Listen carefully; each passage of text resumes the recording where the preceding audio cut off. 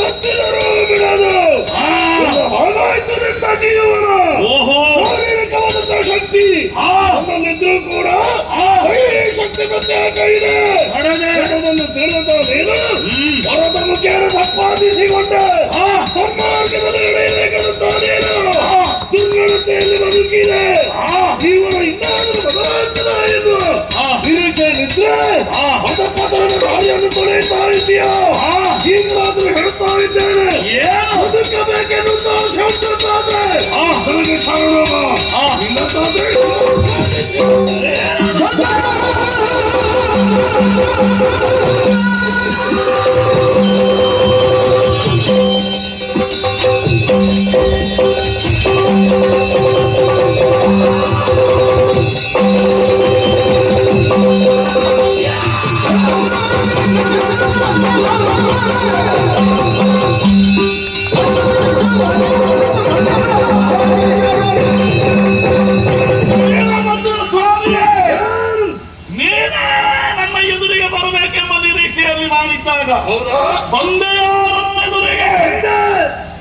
ಸರಿ ಆಯಿತು.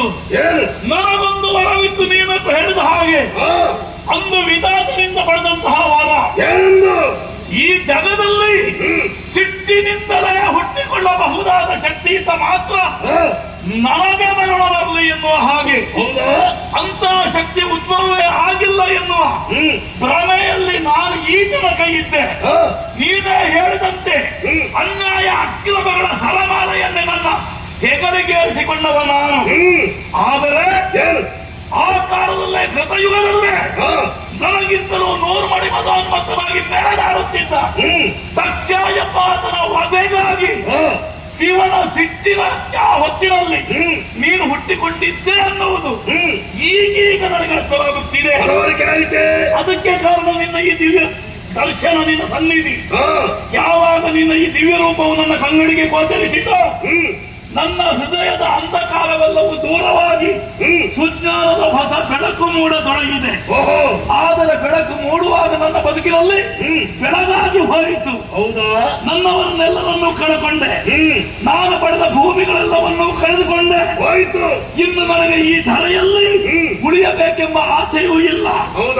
ಆದರೆ ನಿನ್ನ ಕೈಯಿಂದ ಅವಸಾನವಾಗುವುದಾದರೂ ಸುಲಭವಾಗಿ ಬರಿದೆ ನನ್ನ ಹರಣವನ್ನು ನಾನು ಬಲಿಕೊಡಲಾರೆ. ನಮ್ಮ ದಾನವ ಸ್ವಭಾವ ಅಪ್ಪರಿಸುವುದು, ಹೋರಾಟ ಮಾಡುವುದು.